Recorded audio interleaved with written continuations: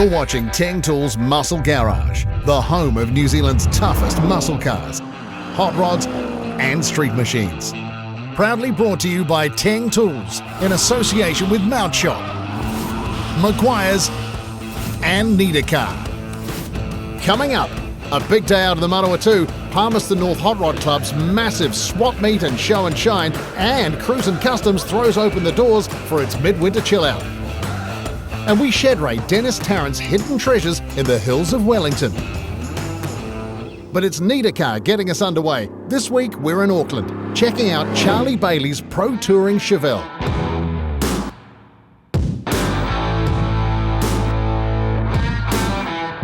Well, I learned to drive when I 14 years old in a sort of V8 Land Cruiser, so I've always had V8 in my veins. Just over the years, coming up through the ranks, you're always playing around with cars. You always learn something new on every single car, how it operates and why it's broken. And so now the knowledge of having cars all my life and playing around with them has helped me big time. And I guess that's why I enjoy it. Don't need to farm out too much. If you can do it yourself, saves money, and also I just love it. You know, it's enjoyable to try and solve something, fix something, and learn from it. A steady procession of vehicles has followed since Charlie's teens, both two-wheeled and four, but it's Chevrolet's Chevelle that's held his attention of late. Just that coupe looking, you know, and they're not really common here. Like I've had quite a few Camaros. Everyone has Camaros, you know, and I just wanted to be a little bit of point of difference, and the Chevelles just really grew on me. But the latest one, his third Chevelle and the first sourced locally, that would form the canvas for one very rapid overhaul. I needed something for beach hop, and we thought we'd look at it. We ended up buying it. We only had exactly 8 weeks till the day, so hence the deadline. It looked rough, but the body was all there, no rust. It opened the doors, inside the doors, boots, everything was all just nice. It just had a vinyl roof that someone had squirted a bit of primer on and had badging and holes in it from trim and that, and we just got rid of all that and welded it up and made it look what it is today. But its quick-fire build would be no excuse for cutting any corners. I think we sort of proved the point that it wasn't impossible, and that, you know, you can, anything you set your mind to, I believe you can do it. And being surrounded by a good team, you know, the guys up at Real Rides and my mate down Takanini Auto, a few long hours for me, but I love that stuff, so, you know, for me it was good. While there's little doubt sightings are on the rise, the Chevelle is still a bit of a rarity in New Zealand when compared to the iconic Mustang or even Chev's own bloodline with the Camaro. You'd have to argue that's no reflection on the car. The big coupe ticks all the right muscle car boxes and is the go-to platform for our US friends, but we Kiwis have been a bit slower on the uptake. For Charlie, having something a bit more unique was one thing, but the plan was to make it even more so, foregoing traditional muscle car 101 for a pro touring theme. You know, it's got the stance, it's got the sort of modern interior, modern dash, LS, you know, it's running a 4-link in the rear. It's kind of like down that way of, you know, pro touring, and it's got that sort of, you know, that look with LED lights. And so no, I was happy with the look in the end, and it is definitely that pro touring look, you know. While the big coupe has a slammed look about it, courtesy of drop spindles and coilovers up front, matched with super low HQ springs and a triangulated 4-link out back, there is a bit of deception at work here. The car maintains a very practical clearance while tucking those 22-inch wheels. Good thing too, as it's built to be driven hard. So we played around with a few things, wheel combos and things like that, and I think there's a few things that we did that make it look low. So the main one was a front spoiler. Kate and his team built that front spoiler off another bumper, flipped it upside down, that's why it's a mirror image, and that drags it down and makes it look another 2 or 3 inches lower. Also too, I'm a big fan of big wheels. Big wheels tuck up under the guards and actually make the car look low. So when you look under it, it's still got like 130 clearance. So we're happy. It handles on the back roads, over potholes, you know, it still drives really well. Drivability too was the winner when selecting a power plant of choice. The cammed LS1 backed up by a beefed up 700R4 and feeds a 12-bolt diff. Well, we flirted with an idea of putting a big block in, but I had an LS1 sitting there, and I've always wanted just a reliable turnkey, hit the button, and that's why we went with LS, and it's actually worked well. I just like jumping in to go to the dairy, you know. It's just like one of those cars that's reliable, and, you know, they're dime a dozen. If you blow the motor up from doing something stupid, you can just go get another one easy as. Which I guess explains this. Charlie not exactly babying the car at the recent Father's Day drags. The car was built to be driven, and so I drove it to the track, drove it home. I'm just not a fan of trailers. I believe trailers with boats, or unless your car's broken down. So yeah, she's no trailer queen, built to be driven. The Chevelle then is the full package, brawn with beauty to match, and not a hint of its construction clocking just 8 weeks. The 70 is not long finished, but it would seem Mr. Bailey is far from done.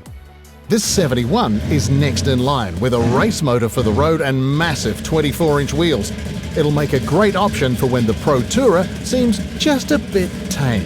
Everyone says, you know, is this the keeper, is this the keeper? It's just like, I actually just love the chase, you know, I love chasing something down and having someone have it and that didn't really look that cool, and then all of a sudden, and you know, you put your touches to it and then you make it looking cool, and after a while I get sick of it and I just change and go into another project. So I definitely think I'm in it for the chase. I love it. Love that side of it, you know, turning something that's not cool into something that's cool. And I mean, everyone's got their own opinion about projects, but you know, it's what you like, and if other people like it, well, great.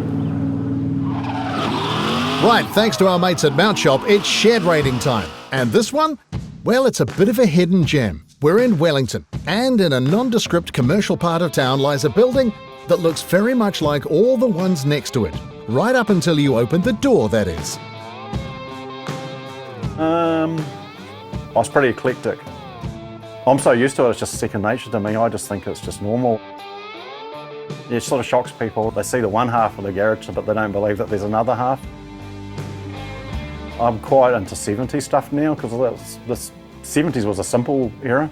The stuff I get is like local history, like that sign there, that was from the local bakers, and people from the area remember it as well. And it's just, yeah, local history, there's not enough of it, eh? Dennis has called this place home for some 25 years, but like a magpie, he's been collecting the things that catch his eye much longer. Interestingly, snubbing the likes of Trade Me for the good old-fashioned scavenging and face-to-face trading. It's an eclectic and impressive accumulation, sure, but look closely, and there's order here. Dennis is no hoarder. You start to realise that you do need to wind it back, because I see these guys that are about 80 or whatever, and they go, and their place is just jammed to the rafters and it's not organised, and they go, I'm going to open a museum one day, and you think, man, there's not enough years left. And it's not just the walls that tie this shed to the local history. This Mark I Cortina, a rare commodity now, but 3 decades and a few owners back, the decision to tub and channel the car with a big V8 shoved deep through the firewall wasn't one made with purists in mind. The first version of it was famous for coming out of the terrace tunnel and going sideways into the church fence, because there was a big wrought iron fence and it was bent for years. The Mustang here I've had for about, I think I've had it for about 30 years or whatever, and I actually had to wait to buy it, because back in the day, if you were under sort of like 25 or whatever, you just could not insure a car like this. So it's been off the road for a long time, which is the best thing for the car, because I used to give it a thrashing. Young fellas and performance cars are not a good mix, so. Another long-time local car is this Berry-built Cobra. A bit of early ownership paperwork skullduggery actually lists one Carol Shelby as its first owner. This one was raced. It was the guy Jonathan Pape that used to have it. That was in '86 that one was built. And I remember him driving it into Manus Mall, and I sort of looked and thought, oh man, that's real cool, eh? And one day, this is how jammy am I sometimes, I just decided I'm going to buy a Cobra one day, and I was driving down the road just down below me, and there was like a go-kart Cobra parked outside. So, and I sort of stop and have a look and that, and I said to the guy, I said, that's pretty cool, and I said, I'm actually thinking about buying a Cobra, and he says, oh, there's one here that's like my woman wife's one that's for sale, sort of within the next day, and I'm like, owned it. Well, the joke about the car is, because all my mates give me crap about pulling stuff to bits, they took a bet how long it would be on axle stands. Unbelievable to them, it was on axle stands that night, because I blew the clutch up the first night.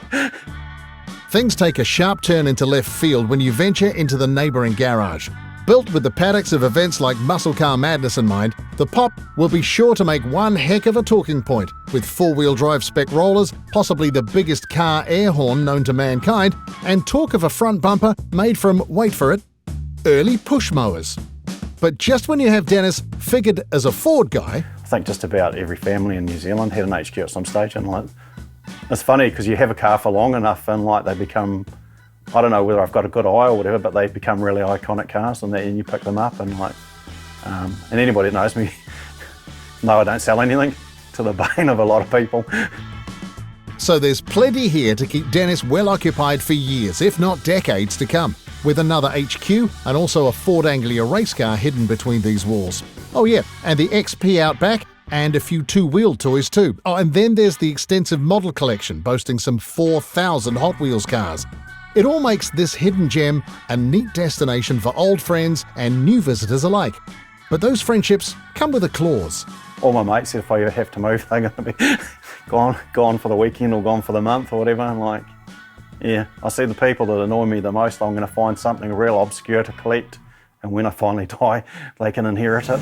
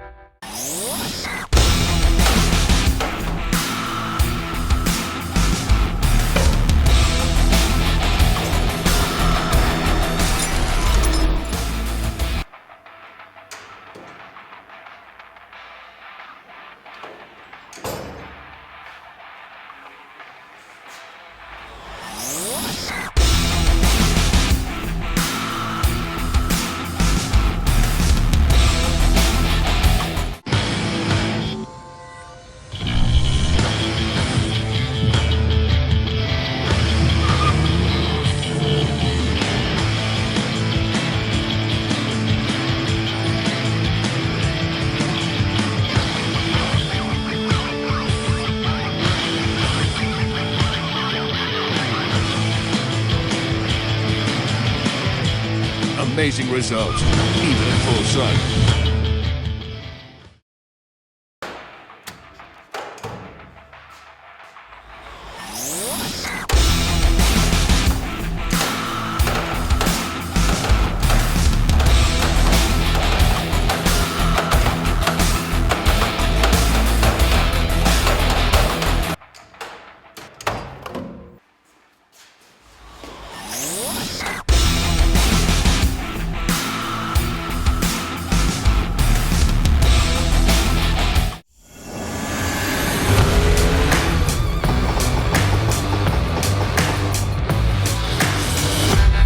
You're back with Teng Tools Muscle Garage. Right, thanks to the crew from Maguire's, we're off for a big day out in the Manawatu. We kick things off with the Palmerston North Hot Rod Club. Hit Manfield to check out their annual swap meet and show and shine, before a quick scoot across town to Cruise and Customs' super popular midwinter chill out. Right, Palmerston North Hot Rod Club. This is our annual swap meet. We have one every year. That's why it's called annual. This is coming up, I believe, it's a couple of years shy of our 50th anniversary, and they have traditionally and always been held the first Saturday of August every year. We haven't missed one yet. They started off in the square in Palmerston North, and now you find us pretty well settled over at Manfield Park over in Fielding. It's a venue that suits our needs, lots of car parking, big indoor arena, and the weather gods have been good to us again this year, so can't ask for better than that. Everyone calls this the Palmy Swap Meet, but in truth, there's a bit more going on here, with an indoor area dedicated to show cars and trade sites. The swappers take up their traditional residence outside, but there's good reason they have to brave the elements. Try fitting this lot into the arena. The automotive swap meet, it's a bit of a dying trade with modern day conveniences replacing early morning scavenging, but it's very pleasing to see Pommies is very much alive and well. The swap meet is probably taking a bit of a hammering with the internet, you know, Trade Me and all these sorts of things. It's so easy to buy stuff out of the States now, which is fine. But everyone still loves to go along, have a bit of a natter with people and see what people have been hiding in their sheds for years and finally decided to get rid of. One of those things where everybody gets together, I guess, is more of an occasion than a swap meet, I think. But it's a lot of stuff that we see every year, but it's good fun. You're going and looking at the piece. You know, you can see it on a picture, but it doesn't always show the flaws in it. You can pick it up, you can turn it over, you can look at it, you go, no, that's a bit of crap, and you can throw it away, or you can go, yeah, that's going to work. You're meeting people as you do it, and as you meet those people, they become contacts, because you can't build a car by yourself and know nothing. You actually need help from people, what you require, what you can get away with, different tricks of the trade. We get about 4,500 people through the gates on any given day. And we're about that again today, so yeah, great effort by everybody. There's little doubt that the indoor show is a big part of pulling those numbers. The lines of vehicles offered up something to please most petrolheads, from bare-bones hot rods right up to modern muscle and pretty much everything you can dream up in between. Undoubtedly one of the show's standouts being this 41 Buick Custom, a recent acquisition by Wellington's Josh Tribula.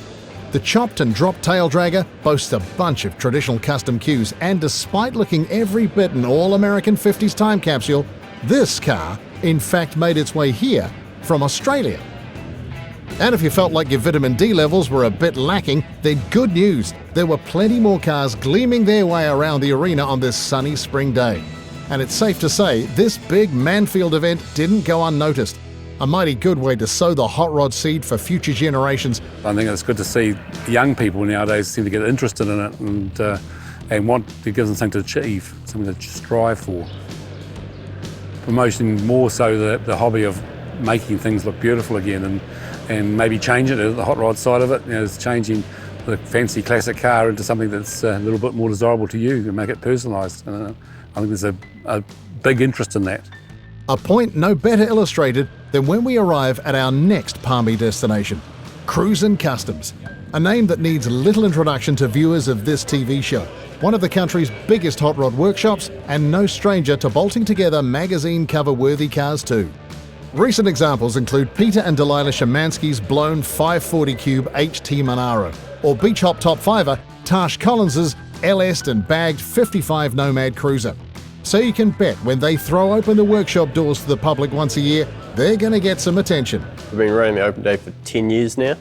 It's basically just a thank you to all our customers that support us and what we do during the year, and they come and get a sausage and a beer and have a look around at all the projects that we've got going on, and it goes on to the end of the Palmy swap meet, so everybody's in town anyway, and make a good day of it. With some 25 odd projects on the go and what felt like the entire population of Palmy jammed into one workshop, the biggest challenge for us was getting a shot of anything without 70 people in front of it. But when the crowds eventually cleared, it was plain to see what all the fuss was about. With sights like an LS3 powered Chev Sport Coupe hovering atop a 426 Hemi Charger, a bevy of F100 trucks from chassis stage right up to a chopped twin-turbo monster stake their spot. How about a Raptor-powered bonus or this patina-clad dragger? Yep, welcome to Palmy's biggest toy shop.